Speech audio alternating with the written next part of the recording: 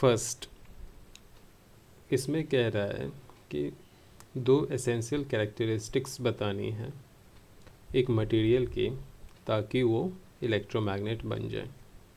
तो पहली कैरेक्टरिस्टिक्स होगी मटेरियल की इलेक्ट्रोमैग्नेट, उसकी परमिएबिलिटी ज़्यादा होनी चाहिए।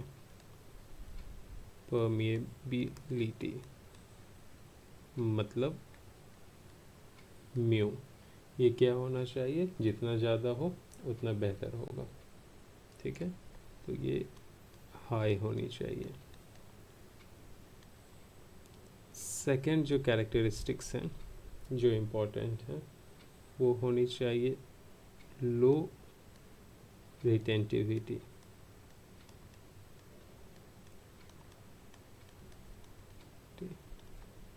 थर्ड जो कैरेक्टरिस्टिक्स है वो होना चाहिए लो कोअर्सिविटी।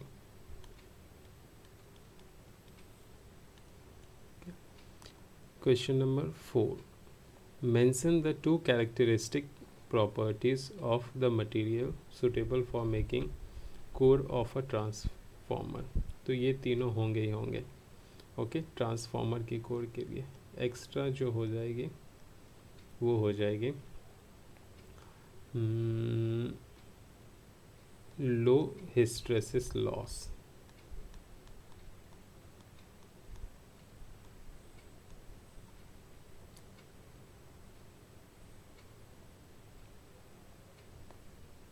तो फर्स्ट और फोर्थ का आंसर सेम ही होगा।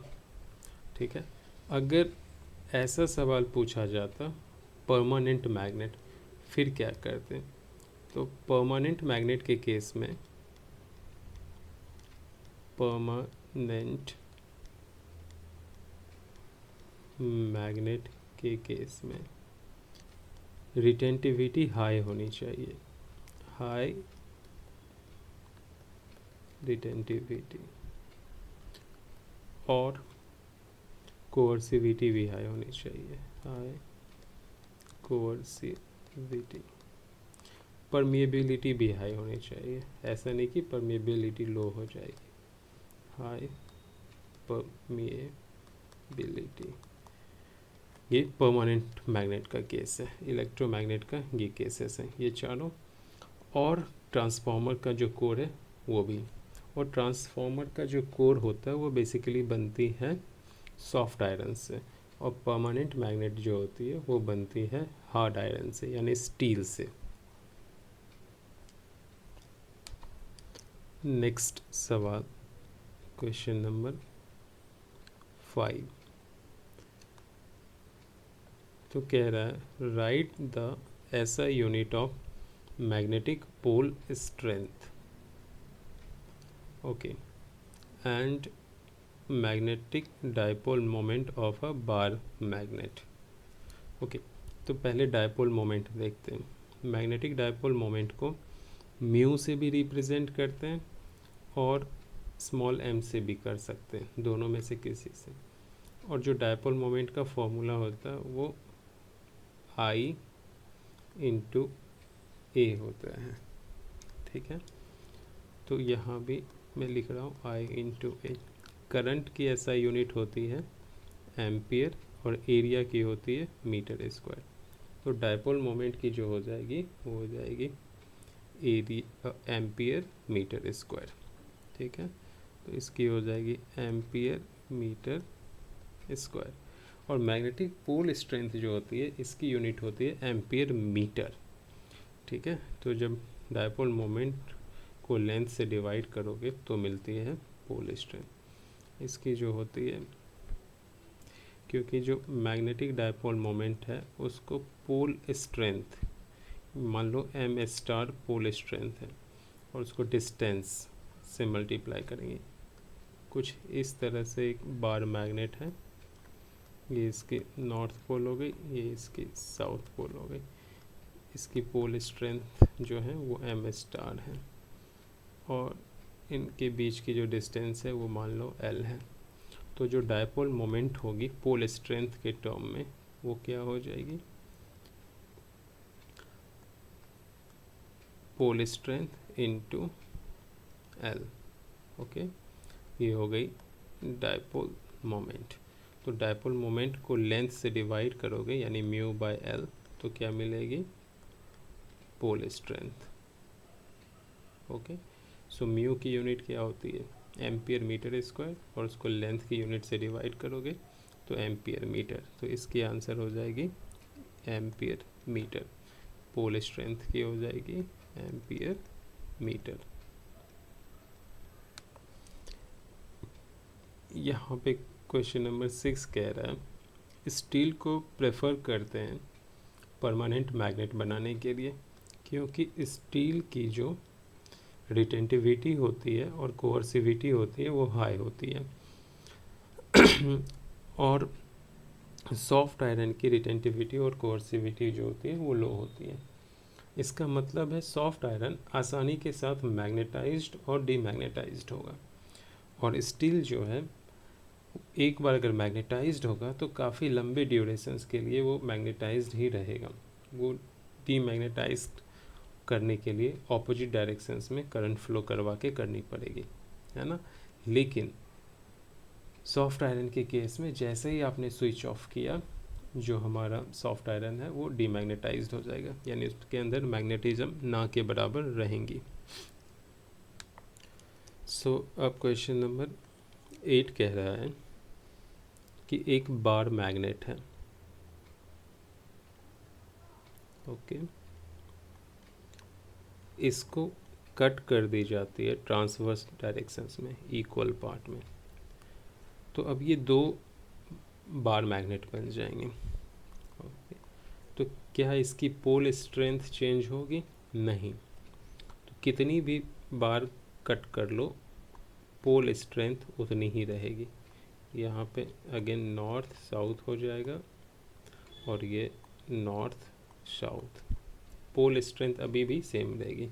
अगर पहले एम स्टार थी पोल स्ट्रेंथ, तो अभी भी एम स्टार ही होगी।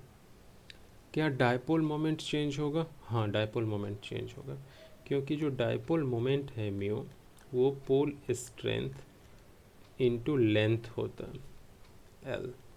तो लेंथ तो अब आधी हो गई, तो डायपोल मोमेंट क्या हो जाएगी? आधी हो जाएगी, यानी डायपोल मोमेंट घट के आधी हो जाएगी। तो पोल स्ट्रेंथ में कोई चेंजेस नहीं आएगी, तो ये हो जाएगी अनचेंज्ड। और जो मैग्नेटिक डायपोल मोमेंट है यानी मैग्नेटिक मोमेंट है, वो जो है प्रत्येक की पुरानी की आधी हो जाएगी, तो reduced to half. Question number 9, how does pole strength and magnetic moment of each part of a bar magnet change if it is cut into two equal piece along the length? अब ये अच्छा सवाल है। Length के along इसको cut करेंगे, तो यहाँ देखिए ये बार मैग्नेट थी, अब जो हम कट करेंगे उसको ऐसे, तो ये कैसी बन जाएगी? एक इस तरह की, और ये इस तरह की। ओके, तो इस केस में क्या होगा? पोल स्ट्रेंथ चेंज होगा? हाँ होगा, क्लियर, क्योंकि क्रॉस सेक्शनल एरिया जो है वो भी कट गई है। क्रॉस सेक्शनल एरिया पे पोल स्ट्रेंथ डिपेंड करता है, तो अब पोल स्ट्रेंथ आधी हो जाएगी। ओके,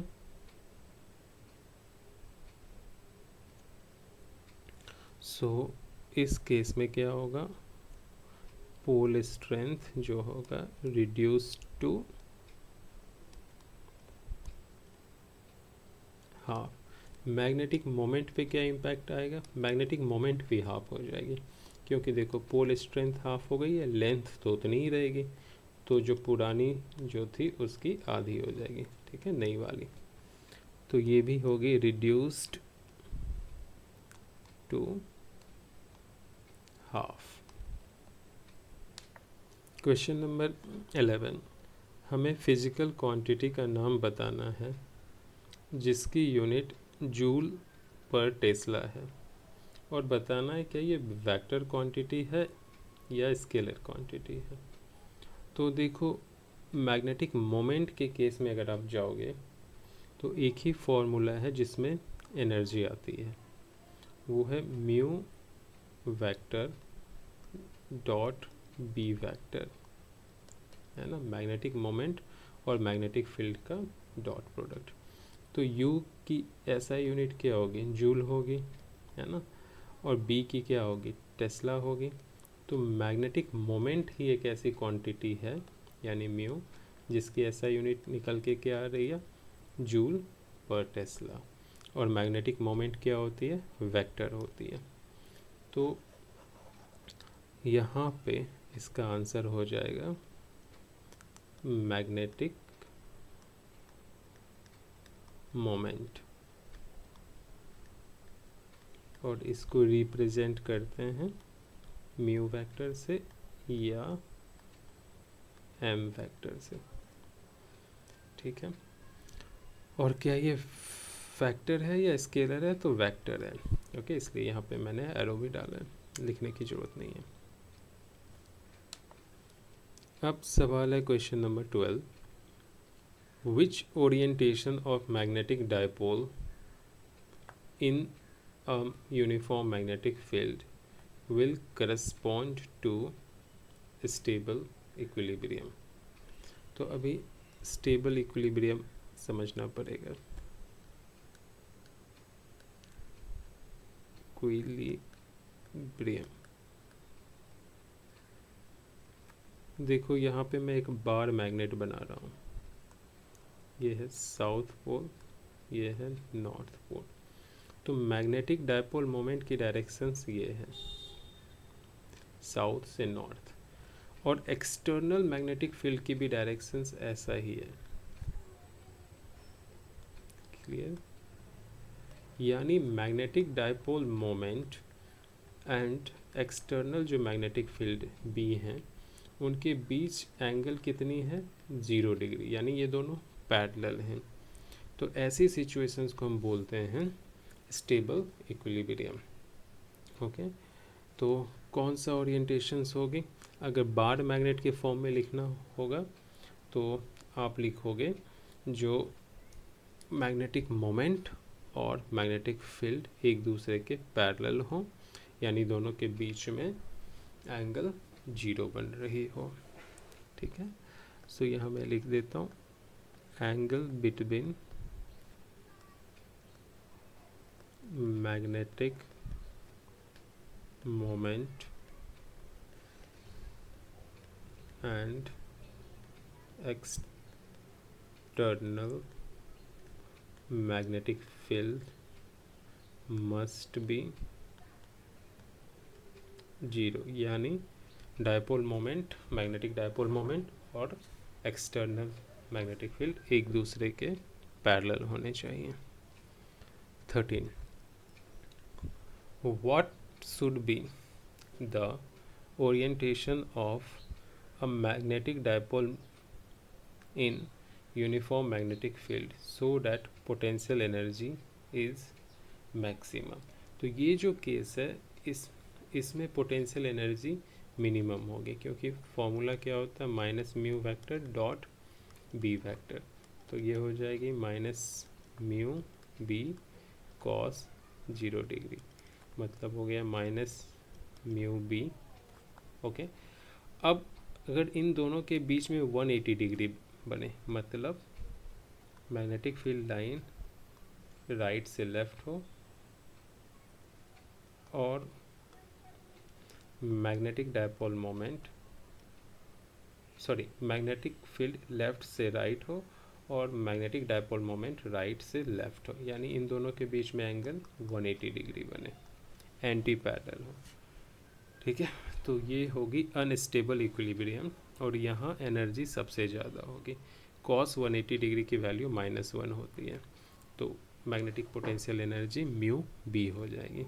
तो minus mu vector dot B vector क्या हो जाएगी, minus mu B cos 180 degree, that is mu B, ठीक है। स्टेबल इक्विलिब्रियम में सबसे कम एनर्जी होती है और अनस्टेबल इक्विलिब्रियम में सबसे ज़्यादा एनर्जी होती है, पोटेंशियल एनर्जी होती है। तो 13 भी समझ में आ गया होगा। तो 13 का आंसर क्या हो जाएगा, एंटी पैरेलल, यानी मैग्नेटिक मोमेंट और जो मैग्नेटिक फील्ड है एक दूसरे के साथ 180 डिग्री फॉर्म करते हैं। Question number 15, in which direction would a compass needle align if taken to geographic north and geographic south pole. इसका आंसर मैं समझाता हूँ, हालांकि सिलेबस में नहीं है लेकिन फिर भी ये कर लो। ये अर्थ है, ओके, और यहाँ पे ज्योग्राफिक नॉर्थ है और यहाँ पे ज्योग्राफिक साउथ है, लेकिन अर्थ की जो मैग्नेट है ना यहाँ पे, वो यहाँ साउथ है पोल है, रहेगी, यहाँ पे नॉर्थ पोल है। तो अगर आप एक बार मैग्नेट को यहाँ लेके आओगे नॉर्थ पोल पे और साउथ पोल पे और फ्रीली सस्पेंड कर दोगे, तो देखो ये साउथ है तो ये क्या हो जाएगी, यहाँ पे नॉर्थ पोल हो जाएगी और ऊपर हो जाएगी साउथ पोल, और यहाँ क्या आ जाएगी मैग्नेट की नॉर्थ पोल और यहाँ आ जाएगी साउथ पोल। तो ज्योग्राफिक साउथ, ये पोजीशंस क्या है, ज्योग्राफिक साउथ और मैग्नेटिक नॉर्थ। तो यहाँ पे आप देखोगे जो नीडल है वो किधर पॉइंटेड है, अपवर्ड, है ना, और इधर देखोगे नीडल जो है ज्योग्राफिक साउथ में वो किधर पॉइंटेड है, डाउनवर्ड, ठीक है। सो ज्योग्राफिक नॉर्थ में जो मैग्नेटिक नीडल है वो किधर पॉइंटेड है, डाउनवर्ड, और ज्योग्राफिक साउथ में यहाँ पे नीडल किधर पॉइंटेड है, अपवर्ड, वर्टिकल। यही आंसर होगा। Question number 16, how does the intensity of magnetization of a permanent paramagnetic sample very with temperature. तो जो मैग्नेटाइजेशंस हैं, यानी मैग्नेटाइजेशंस को आई से डिनोट करते हैं या कैपिटल एम से, बहुत कन्फ्यूजन है इस चैप्टर में। तो मैग्नेटिक डायपोल मोमेंट को भी कभी कभी लोग कैपिटल एम से करते हैं, कभी स्मॉल एम से भी कर देते हैं, और मैग्नेटाइजेशंस को कैपिटल आई से और कैपिटल एम से कर देते हैं, और करंट को भी आई से कर देते हैं। तो बार बार ये वर्डिंग्स में लिखना भी ज़रूरी है। जब भी आप यहाँ पे सिंबल लिखो तो यहाँ लिख देना मैग्नेटाइजेशन। तो ये जो मैग्नेटाइजेशंस है ये इन्वर्सली प्रोपोर्शनल होती है टेम्परेचर के, यानी जैसे जैसे टेम्परेचर राइज करेगी मैग्नेटाइजेशन जो है वो कम होता जाएगा, मैग्नेटिक इंटेंसिटी जो है मैग्नेटाइजेशंस की वो कम होती जाएगी। पैरामैग्नेटिक के केस में भी होता है और ये फेरोमैग्नेटिक के केस में भी होता है। हाउ एवर डायामैग्नेटिक टेम्परेचर से इंडिपेंडेंट होते हैं, यानी टेम्परेचर का उसके ऊपर कोई इम्पैक्ट नहीं पड़ता। क्वेश्चन नंबर 17 कह रहा है, what is the potential energy of a magnetic dipole when it is situated in the direction of magnetic field। तो ये है डायपोल मोमेंट की डायरेक्शन और ये है मैग्नेटिक फील्ड की डायरेक्शंस एक्सटर्नल, दोनों के बीच में एंगल कितने फॉर्म हो रहे हैं, 0। तो जो पोटेंशियल एनर्जी हो जाएगी वो क्या होगी, minus mu B cos 0, that is minus mu B, okay. और ये क्या है, मिनिमम। तो what is the potential energy of magnetic dipole when it is situated in the direction of magnetic field. तो मिनिमम और मैक्सिमम में इसका आंसर लिखना पड़ेगा, ठीक है। So potential energy is minimum, तो पोटेंशियल एनर्जी इज मिनिमम, ठीक है। और यहाँ दिखा भी सकते हो u equal to minus mu times B. Question number 18, what is the net magnetic moment of an atom in a diamagnetic material. एक डायामैग्नेटिक मटेरियल के एक सिंगल आइसोलेटेड एटम के पास नेट मैग्नेटिक मोमेंट जीरो होती है, होती ही नहीं है। ओके, पैरामैग्नेटिक और फेरोमैग्नेटिक के एक सिंगल एटम के पास नेट मैग्नेटिक डायपोल मोमेंट या मैग्नेटिक मोमेंट होती है। Why soft iron is used in making electromagnet? Because soft iron की रिटेंटिविटी और कोअर्सिविटी कम होती है, परमिएबिलिटी ज़्यादा होती है और इसको आसानी से मैग्नेटाइज्ड और डीमैग्नेटाइज किया जा सकता है। Question number 21. What happens to the ferromagnetic materials when temperature is increased? तो फेरोमैग्नेटिक मटेरियल की मैग्नेटाइजेशंस कम होती जाएगी। Intensity of magnetisations decreases when the temperature is increased. और एक टाइम ऐसा आएगा कि फेरोमैग्नेटिक सब्सटेंस कन्वर्ट हो जाएगी पैरामैग्नेटिक सब्सटेंस को। उस टेम्परेचर को क्या बोलते हैं? Curie temperature. ओके, और ये वीकली मैग्नेटाइज्ड हो जाएगी। Question number 22. Define magnetic susceptibility. So magnetic susceptibility क्या होती है? इसको रिप्रेजेंट करते हैं इससे। मैं इसको कप्पा रीड करता हूँ और रॉन्ग भी है, काय बहुत लोग रीड करते हैं। तो नेक्स्ट, ये जो होती है ये रेशियो होती है मैग्नेटाइजेशंस की, यानी magnetic intensity I, intensity of magnetisations की, और मैग्नेटिक इंटेंसिटी जिसको H से डिनोट करते हैं, या आप इसको M अपॉन एच भी बोल सकते हैं। M और I सेम है, दोनों को ही मैग्नेटाइजेशंस बोलते हैं या इंटेंसिटी ऑफ मैग्नेटाइजेशन, और इसको मैग्नेटिक इंटेंसिटी बोलते हैं। थोड़ा कंफ्यूजिंग है इसलिए फिर से मैं बोल देता हूँ। इसको इंटेंसिटी ऑफ मैग्नेटाइजेशन बोलते हैं, मैग्नेटाइजेशन, और इसे मैग्नेटिक इंटेंसिटी बोलते हैं। ये मटेरियल पे डिपेंड नहीं करता और ये मटेरियल पे डिपेंड करता है। ओके, तो ये जो ससेप्टिबिलिटी मिला है ये आपको बताता है कि एक मटेरियल को जब आप एक्सटर्नल मैग्नेटिक फील्ड में रखोगे तो वो कितना ज़्यादा और कितना आसानी से मैग्नेटाइज्ड होगा या कितना ज़्यादा मैग्नेटाइज्ड होगा। Okay, for example same magnetic field में कॉपर को और आयरन को रखेंगे तो मैग्नेटाइजेशंस आयरन में बहुत ज़्यादा होगी, कॉपर में बहुत कम होगी। ओके, तो इससे पता चलता है जो ससेप्टिबिलिटी है वो आयरन की बहुत ही ज़्यादा है।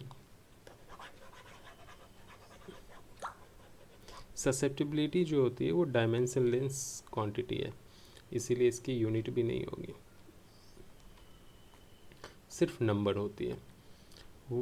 What is the cause of earth magnetic field? Again ये हमें नहीं करना है, ठीक है। 24 नेक्स्ट सवाल जो कह रहा है वो है what is the basic difference between Gauss's law of electrostatic and magnetism. तो गॉसेस लॉ ऑफ इलेक्ट्रोस्टैटिक बोलता है electric flux passes through a closed surface is total charge inside the surface times 1 upon epsilon naught. However, Gauss's law of magnetism आपको बताता है same magnetic flux linked with a surface is 0.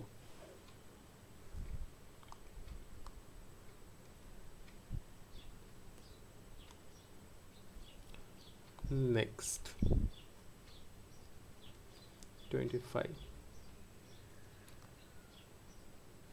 कह रहा है the susceptibility of a magnetic material is -4.2 into 10⁻⁻⁶। तो देखो यहाँ पे ससेप्टिबिलिटी जो है वो नेगेटिव में है, और नेगेटिव में ससेप्टिबिलिटी किसकी होती है? डाया मैग्नेटिक मटेरियल की। Name the type of magnetic material, तो डाया मैग्नेटिक मटेरियल। ठीक है,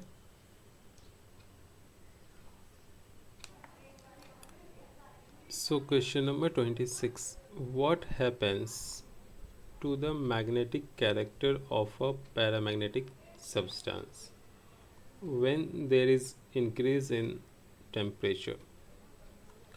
So जब टेम्परेचर इंक्रीज करोगे तो पैरामैग्नेटिक सब्सटेंस के मैग्नेटिक कैरेक्टर रिड्यूस होगी। ऐसा इसलिए होगा क्योंकि पैरामैग्नेटिक सब्सटेंस के जो एटम्स होंगे उनकी डायपोल मोमेंट की ओरिएंटेशंस बिगड़ जाएगी। ठीक है, तो जो पहले ओरिएंटेड थी उससे तितर बितर हो जाएगी, रैंडमाइज्ड हो जाएगी। इस वजह से उनकी मैग्नेटिक कैरेक्टर जो होगी कम हो जाएगी। State the reason why soft iron is used in making electromagnets.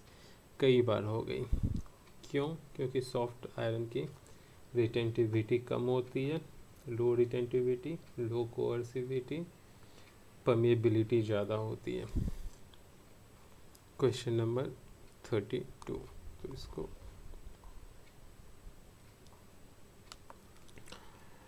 Question number 32 का first, why do magnetic field lines form continuous close loops.